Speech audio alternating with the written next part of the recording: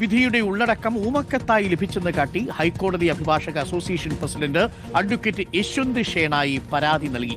Judge honey M Varghese സുഹൃത്തായ ഷേർലിയെ കൊണ്ട് വിധി തയ്യാറാക്കിയെന്നും ദിലീപിന്റെ സുഹൃത്തും പ്രതിയുമായ ശരത്തിനെ കാണിച്ച് കച്ചവടം ഉറപ്പിച്ചെന്നുമാണ് കത്തിന്റെ ഉള്ളടക്കം.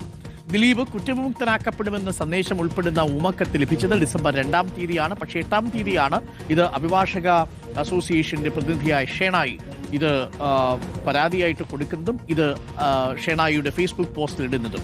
ശ്യാം ദേവരാജും റോഷിപാലുമുണ്ട്. ശ്യാം ദേവരാജ്, ഗുരുതരമായ ആക്ഷേപമാണുള്ളത്. ആ ഊമക്കത്തിന് പക്ഷേ അതോറിറ്റി ഇല്ല. പക്ഷേ ആ കത്ത് കിട്ടിയപ്പോൾ ആ ഊമക്കത്ത് ഹൈക്കോടതിയിലേക്ക് ഫോർവേഡ് ചെയ്തിരിക്കുകയാണ് ഉത്തരവാദിത്വപ്പെട്ട സംഘടനയുടെ തലപ്പത്തിരിക്കുന്ന ഷേണായി. എന്താണ് പരാതിയിൽ പറയുന്നത്? ശ്യാം ദേവരാജ്, ഗുരുതരമായ ആരോപണങ്ങളാണ്. 2-ാം തീയതി കിട്ടിയതാണെന്നാണ് പറയുന്നത്. അത് ശരിയാണെങ്കിൽ 8-ാം തീയതിയിലത്തെ വിധിയുടെ വിവരങ്ങൾ 2-ാം തീയതി ചോർന്നു എന്ന് വേണമോ മനസ്സിലാക്കാൻ?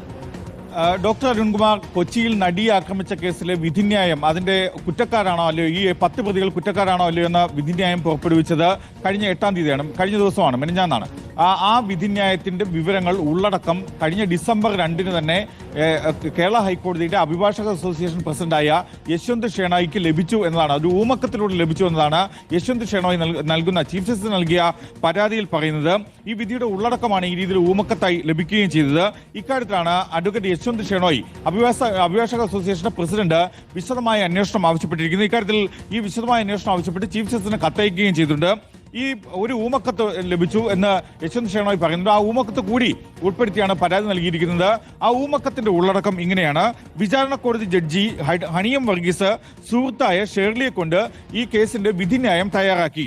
ദിലീപിന്റെ സുഹൃത്തും പ്രതിയുമായ ശരത്തിനെ കാണിച്ച് കച്ചവടം ഉറപ്പിച്ചു.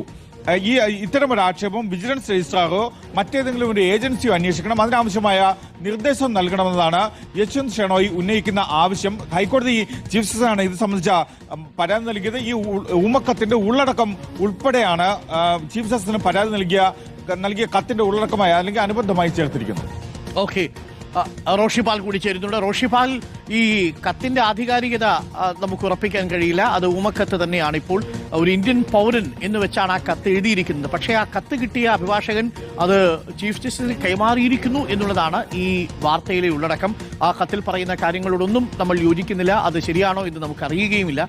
ആ കത്തിനെ നമ്മളും എൻഡോഴ്സ് ചെയ്യുന്നില്ല. പക്ഷേ അങ്ങനൊരു കത്ത്, അങ്ങനൊരു പരാതി ലഭിക്കുമ്പോൾ അതൊരു പരാതിയായിട്ടാണ് ഷേണായി ഹൈക്കോടതിയിലേക്ക് ചീഫ് ജസ്റ്റിസിന് ഇത് കൈമാറിയിരിക്കുന്നത് എന്നുള്ളതാണ്.